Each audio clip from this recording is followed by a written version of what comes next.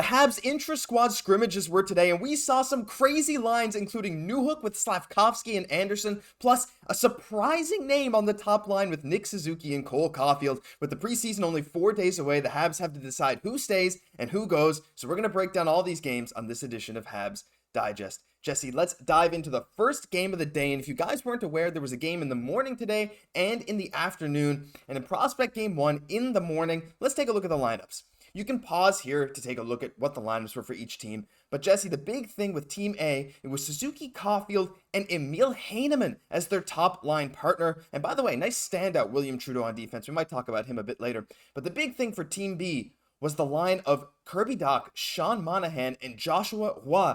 Jesse, there's a theme here, seeing the young guys get up with some of the stars on the team. And you got to think that Montreal's doing this on purpose. And maybe they're really wanting to see, hey, maybe some of these young guys might deserve a shot in the NHL.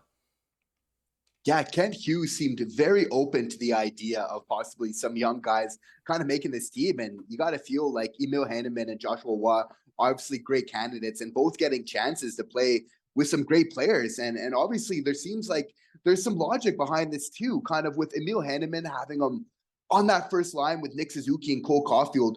I mean, we know what a great shooter Cole Caufield is, but imagine we could add a dual threat in Emil Heineman, who has, a great shot, and maybe they're just kind of testing this out to see how it would kind of be like in the future. Who knows how soon they would really want to implement this, but I think it's great that they're just giving Emil Heineman this opportunity to succeed right off the bat. And I think the same thing can be said with Joshua Roy, obviously getting an opportunity to play with great levels, with great players and really get to, bring out their potential, with Dach and Monahan, obviously, Dach getting a little bit of help with Monahan on the draws and kind of going 50-50 there, I think could be a great option for the season as well. And Roy can play really well with other great players. So I'm so happy to see him high up in the lineup earlier this year. I mean, you echoed my thoughts exactly, right? I mean, it's just cool. Like Joshua Roy with Kirby Dach and Sean Monahan, guys that can play make, that can kind of create on their own. That's kind of perfect for Joshua Roy. He can create. And guess what? He scored a goal today off a rebound on a penalty shot. And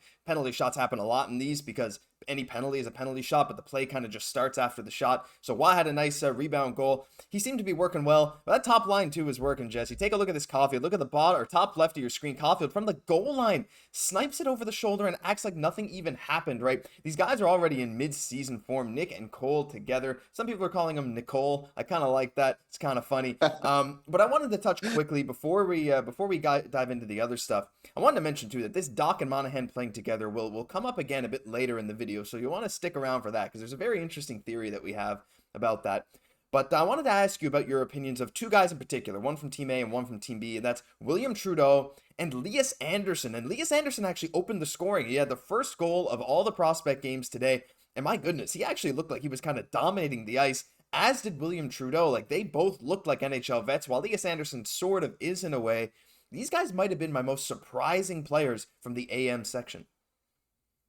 I think that William Trudeau especially is one of the highlights of just our prospect camp so far. I think he really, as camp just went on, was really just standing out more and more. Obviously, Rob Kamash, had great things to say about him and where he expects him to be in the future. He feels like we have two very good offensive type defensemen in Lane Hudson and then also in William Trudeau. He shows great ability to jump into the play, obviously great skating ability. And that's the name of the game in today's NHL, right? So he's fastening his game off what is really needed. So I think he's putting himself in a really nice position. Always nice to kind of get these surprises in camp and see the people that have been putting that extra work in the off season. And with Lias Anderson, I mean, he seems like a dark horse. This kind of coming out of nowhere and then playing so well, but has still a young guy, but with a little bit of the experience, you never want to rule out what he's even capable of either this season. Yeah, I mean, he's a former 7th overall pick for a reason. This guy has mountains and mountains of talent. The thing is, he's just never been able to quite put it together at the NHL level. But again, he's showing out at this Montreal camp, and if he continues to play like the way he did this morning, he's going to push him for a roster spot. But yeah, the AM section was filled with a bit of surprise, of course, with Heineman being so good and playing on that top line, Lias Anderson showing up. It was really interesting. But I think the PM section, Jesse, was where a lot of Habs fans had their eyes today. And let's talk about it, because the main thing with this afternoon lineup was Slaf, Newhook, and Anderson, and this could very well be a line of the future. And again, I'll show the lines for Team C and D, pause if you want to take a look at them. There were some very interesting lines, like Team C had a line of Brendan Gallagher, Owen Beck, and Raphael Harvey-Pinard, which to no one's surprise, completely dominated the offensive control game. Like, they felt like they had the puck every single second that line was on the ice. But yeah, you had on Team D maybe the most interesting line of the day, and that is Newhook with Slafkovsky and Anderson on his wings. And I gotta also mention today that the Quentin Miller has looked really good in net. But yeah, Jesse, this line was a bit of a surprise. I mean, some people thought that maybe Slafkovsky would be down with Evans and Armia. It turns out that Philip Méchard actually played with them, and he also played pretty well today. But oh boy, is this a line that you'd be excited to see the Habs run out in the future? I would, because obviously you have the size with Slaf and Anderson. Kind of nice to insulate Newhook in that way. I kind of like seeing him play at center, even though he's not the best on the draw. It's just when he's able to skate so well, just having that center of the ice to really use his creativity, as we saw earlier with a beautiful transition goal where, I think his speed and just his style of play is going to fit the Habs. And I like that they gave him the opportunity to really kind of have his own line and, obviously showing really good dangles in close. That's one thing I was really impressed about from Alex Newhook as well. So that's really interesting to see because obviously Josh Anderson can skate, Alex Newhook can skate, and then Slaf, I think, is an underrated playmaker. I think that Juraj Slafkovsky is a really good passer. So I think working with these two players that we know are going to take it to the net every time, maybe create some space for him as well, could be a really nice fit. And nice to get that chemistry, again, outside of that first line with Nick and Cole and, possibly Kirby, right? So I think so huge for us if we can really get this chemistry on those other lines. Yeah, and some of that chemistry will be displayed here. You actually see Slaf is the one here who makes this quick outlet pass right there to Alex Newhook, who heads up the ice, outskates everyone, and snipes it. Newhook and Anderson especially looked to have insane chemistry there today. While Slaf did look a step behind, he looked, I don't know if I want to say lost at times, but you could definitely see the rust from not playing hockey in a while. But this line meshed together, and they were probably the best line for that team today, Jesse. And man, it's really cool to see all these guys back on the ice again. And as we take another look at the lineup, I wanted to also mention, like I said, Philip Méchard, but also on the other team, I wanted to mention really quick David Reinbacher. So Philip Méchard, first of all, I thought, even though he was playing with someone like Evans and Armia, I thought his hustle was good again today, Jesse. And I feel like his effort, that's something that we've maybe said, hey, he hasn't really stood out a whole lot in the past. I feel like he took a little bit of a step up today. And to close out as well, I wanted to get your opinions on Reinbacher because no one was really talking about him today. But I thought he just looked comfortable and looked solid out there.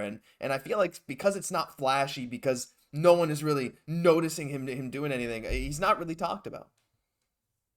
Yeah, the thing with Méchard is that you can see the flashes of brilliance. You can see why he was selected in the first round. I think when watching from the games in the prospect camps, like especially against Ottawa, you see him coming into the offensive zone with speed, showing good hands, so I saw lots of good signs. And I think it's all about kind of putting that together, but that skill is undeniably there. So I think, we definitely don't want to rule him out. I think maybe just gaining a little bit more size, a little bit more experience, and he's going to be a great player because he definitely has great hands. And then David Reinbacher, I think it's a case of what you said. It's often the case of, when we're not kind of speaking about them the most, it's often, as a defenseman and the type that he is, still looking to develop his offensive type of his game, is really a good sign and really status quo. I think, for me, everything that I've seen from his skating, his mobility, I think we really have absolutely nothing to worry about here. And I think we're just going to see him looking more and more comfortable as camp goes on. Yeah, for sure. Him and Guhle both look just mature as anything today. And I also forgot, so this will be actually the last thing of the video. We mentioned earlier, we had Sean Monahan and Kirby Dach playing on a line together, and that sort of indicates to us at least that that's sort of the plan going into the season because they let Newhook center his own line. And I feel like if the plan was for Dach to be maybe a full-time center, they can maybe stick Monahan with Newhook, another guy who has face-off struggles. But no, they were like, all right, Alex, you can take your own line at center. Do you think that might be the plan for the Habs going into the season? Did they reveal their plan that Newhook might start the season as a full-time center, especially with Christian Dvorak on the injured reserve? They did, and it's a good plan, especially with Christian Dvorak being injured. As we were kind of talking about earlier, I think Alex Newhook, not only does his style of play really fit the Habs, but if you're a guy who's a transition guy who can really skate, it's in your best interest to have the space that you need to really take advantage of that with your skating ability. So I think having him at center makes a lot of sense. And what I like is that we're putting him in a position to succeed right away. It seems to me like he's the type of player, he needs the puck on his stick. If he's getting his touches, he's going to have an effect on the game, right? So I think maybe insulating Kirby a little bit more with Monahan, who's maybe at this point the person that needs a little bit more help with the draws and everything else, and maybe playing a little bit higher up the lineup. I think that just falls together really nicely. Really like what I'm seeing, obviously, from Alex Newhook early in camp. Kind of reminiscent of some goals we've seen him score in the past with the Avalanche, of kind of taking almost coast to coast, which is obviously, beauty goals every time. Yeah, it's been really exciting, and it's always exciting to see these guys play. We're so close to the preseason, we can taste it. These scrimmages are just a little bit of a taste because you don't even get to see physicality in these. These guys are not going to be out checking each other. You're not going to see any of the Xhekajs drop the mitts in games like this. However, we'll see on the 25th when the Habs open their preseason against, I believe, the New Jersey Devils. It's very, very close. But yeah, times are exciting, Jesse. We're seeing lots of interesting line combinations, and I cannot wait to get the season underway. But that'll do it for this news edition of Habs Digest. If you enjoyed, leave a like, comment, subscribe to the channel. We're on the road to 10,000 subs, and we really appreciate your support. I'm Josh Gosse, my co-host, Jesse Poirier. We'll catch you in the next one.